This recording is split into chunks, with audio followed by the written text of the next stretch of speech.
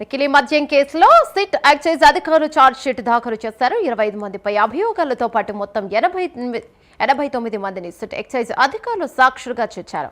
మొత్తం 1300 పేజీలతో final charge sheet దాఖలు చేశారు. జోగి రమేష్ సహకారంతోనే A1 జనార్దన్ రావు కల్తీ మద్యం తయారు చేసినట్టు ఛార్జ్ షీట్ లో సిట్ వెల్లడించింది. కల్తీ మద్యం తయారు చేయడం ద్వారా జనార్దన్ రావుతో పాటు జోగి రమేష్ లబ్ధి పొందినట్లు సిట్ ఎక్సైజ్ అధికారులు పేర్కొన్నారు. దీనిపై మరింత సమాచారం మా కరెస్పాండెంట్ సాంబశివరావు అందిస్తారు. రైట్ సాంబశివరావు, చెప్పండి.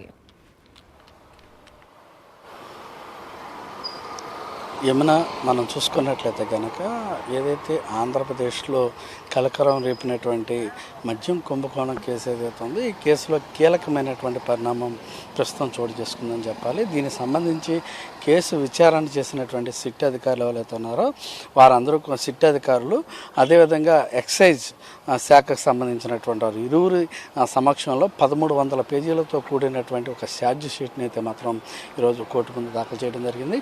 ఈ ఛార్జ్ షీట్లో ముఖ్యంగా మనం చూసుకున్నట్లయితే కనుక కీలకమైన కొన్ని అంశాలను అయితే వారు ప్రస్తావించడం జరిగింది.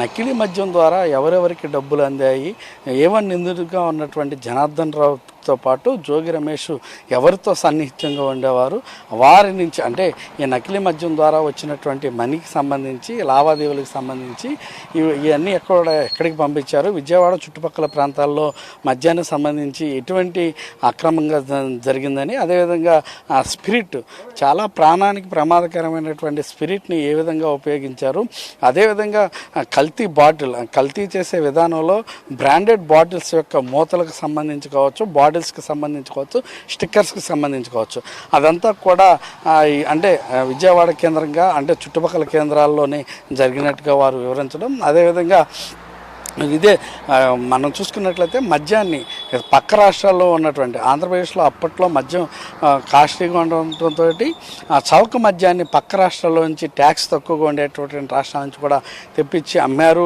ఇక్కడ చేశారు అనే విధానాన్ని కూడా దాంట్లో ప్రస్తావించడం జరిగింది. ముఖ్యంగా మనం చూసుకున్నట్లయితే కనుక ఈ మందు తాగిన వారికి ఆరోగ్య సమస్యలు పెరుగుతాయి అనే అంశాన్ని కూడా దాంట్లో ప్రస్తావించినట్టుగా కూడా తెలుస్తుంది.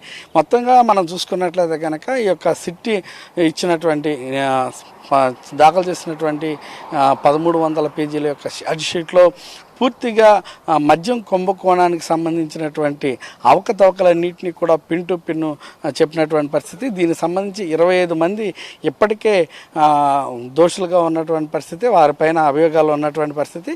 అదేవిధంగా 86 మంది స్ట్రాంగ్ పర్సన్స్ని సాక్షులుగా కూడా నిర్ధారణ చేసి వారి పేర్లు కూడా మెన్షన్ చేసినట్టుగా తెలుస్తుంది.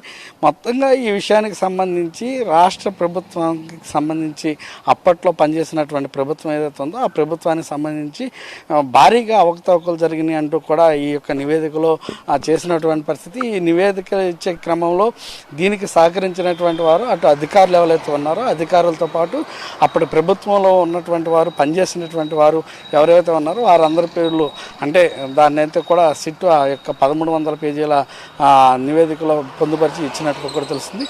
దీనిపైన విచారణ చేపట్టాల్సినటువంటి పరిస్థితి ప్రస్తుతం అయితే కోర్టు ముందు ఉన్నటువంటి పరిస్థితి.